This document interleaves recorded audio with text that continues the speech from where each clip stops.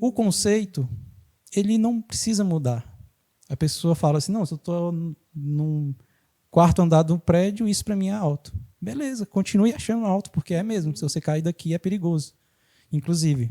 Então, tá certo o seu conceito, tá vendo? Seu conceito, o quarto andar aqui é alto, até o segundo já é alto mesmo. Então, continue achando que é alto. Tá vendo? Eu não quero mudar o conceito. Sim. Tá vendo a sua emoção? Aí eu pergunto para essa pessoa, o que você sente, Alain? Medo. Um medo absurdo na hora da fobia, quando eu estou num lugar alto. Tá vendo esse medo absurdo? Eu não posso apagar ele também. Ele tem uma utilidade. Então, o que eu vou fazer? Tirar a conexão. A gente usa a técnica para enfraquecer cada vez mais essa conexão e aí, sabe, essa linha, e tirando e aí desconectando. O medo ainda existe lá no meu cérebro e o conceito do que é um lugar alto também existe ainda, mas eles estão separados agora, eles não estão mais conectados. A conexão foi desfeita. E aí, dos detalhes técnicos, a gente já falou muito, né? Sim. Tem a técnica lá de pegar as principais experiências, isso o pessoal pode ver aqui no podcast, né? De pegar as principais experiências que a pessoa teve com isso e reprogramar essas memórias para ir desfazendo essas conexões. Mas, de uma forma geral, é isso. A gente vai mudar lá no cérebro mesmo. Não tem nada de espiritualizado, tá, gente? É lá no cérebro que vai mudar essas sinapses. Elas precisam... Enquanto essas sinapses estiverem disparando um neurônio no outro e criando essa conexão entre medo e pavor absurdo e o conceito do que é qualquer coisa, altura, gato, cachorro, enquanto essas sinapses estiverem disparando aqui, a fobia não vai acabar nunca. Não vai acabar nunca, enquanto isso aqui existir. Então, o método, ele se aplica a qualquer fobia por causa disso. A gente está trabalhando na linha. Em todas as fobias, essa linha vai existir, essa conexão. A pessoa, mas a minha fobia é diferente, Anderson. Sim, eu estou interessado na linha. A pessoa, ela quer me falar do tipo da fobia dela, que, não, é arco-íris, não, é cachorro, gato e tudo. A pessoa, ela quer focar muito no conteúdo e eu sempre, quando estou conduzindo a técnica, eu quero focar muito aqui, na linha. E a linha é a mesma. A linha é a mesma. Se a gente arrebentar essa linha e desconectar, não interessa o conteúdo. A fobia vai acabar.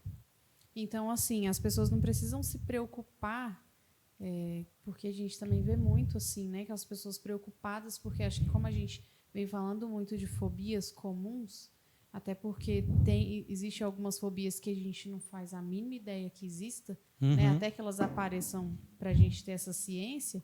Então, assim, é exatamente essa clareza de que as pessoas não precisam se preocupar com o conteúdo, com o que elas têm fobia, porque o que vai ser trabalhado é exatamente a conexão, né? Isso. Essa conexão entre uma coisa e outra. Exatamente. E a conexão é igual em todas as fobias. O medo muda, tem gente que sente a emoção. Na ponta de cá, muda. Tem gente que sente pavor, tem gente que sente medo, um pânico. Sim. A emoção muda. E o conteúdo é o que mais muda, então. Tem milhões de fobias diferentes. Só que a conexão não muda, é sempre a mesma.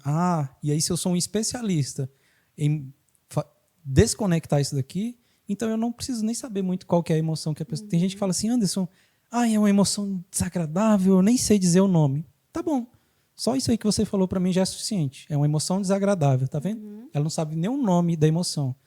Tem gente que não sabe nem o nome da fobia.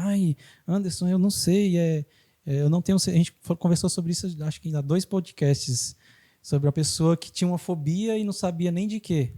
Ela sabia que...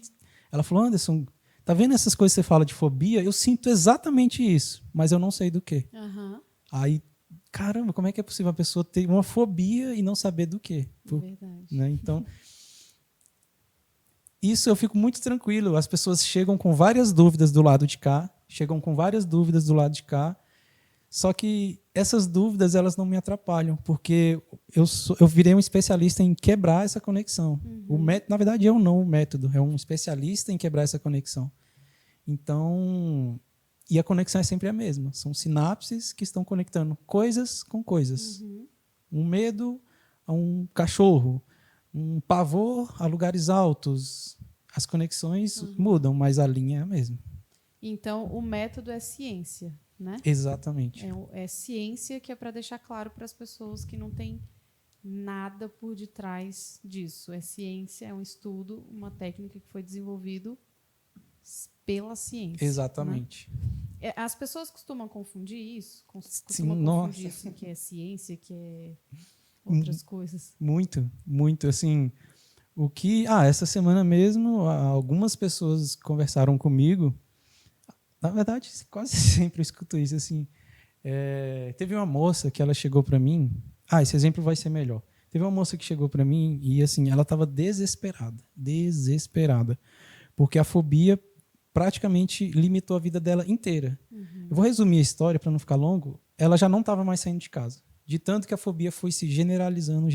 Ela começou com fobia de ônibus, depois foi ficando com fobia de lugares lotados. Aí imagina, supermercado, shopping, praça de alimentação do shopping, uma loja de departamento muito cheia. Aí a pessoa, às vezes, a igreja está muito cheia. Aí a pessoa vai limitando. Aí ela foi se afastando de todos esses lugares onde tinha muita gente, chegou ao ponto que ela não conseguia mais andar na rua. De sair de casa para colocar o lixo para fora já era uma experiência terrível para ela. Aí imagina uma pessoa que está totalmente limitada por causa de começou com a fobia de ônibus e agora já não está mais saindo de casa, porque a fobia foi piorando. Além da fobia aqui de ônibus que foi piorando, ela foi se ramificando para outras áreas da vida. Outras áreas, ela começou a gerar várias fobias, várias. Isso é uma tendência também que acontece com muitas pessoas. A fobia começa a se espalhar para outras coisas. A pessoa começa a ficar com vários medos, não no mesmo grau. Às vezes a de ônibus era muito forte, aí a de lugares lotados também começou a ficar muito forte. Aí, às vezes, tem um outro aqui que também, um outro medo, mas que também não é tão forte, às vezes não é tão forte, mas vai espalhando para a vida inteira. Um medo generalizado, um medo espalhado por toda a vida. Por toda a vida que eu digo assim, por todas as áreas da vida e se estendendo para frente, né, em toda a vida. Ela me procurou porque, assim, ela tinha uma crença que, assim, esse método aí, será que é uma coisa que desagrada a Deus? Porque eu atendo muitas pessoas que são evangélicas ou católicas ou pessoas muito religiosas e elas tendem a vir com esse receio. Anderson, mas você não vai fazer hipnose não, né? E não é hipnose, tá? A gente deixa bem claro aqui que o que a gente faz não é hipnose. Ela, Anderson, você não vai fazer hipnose não, né? Porque eu tenho medo, eu fiquei com muito receio de vir aqui. Vou falar especificamente o que essa moça falou. Ela falou, Anderson, eu fiquei com muito receio de vir aqui assim, foi pela internet, de falar com você para a gente fazer o método e de repente isso ser uma coisa que desagrada a Deus. Aí eu tranquilizei ela, eu falei de toda a ciência por trás disso, que é um método científico, que não tem nada de espiritual, não tem nada de espiritualizado nisso. Mas corriqueiramente aparecem. Só que assim, tá vendo? A vida dela estava tão travada, que ela mesmo com essa dúvida de se era uma coisa assim, ela veio, porque assim, estava meio que quase ela não tinha saída. Ela praticamente ela falou, eu preciso pelo menos tentar isso, né?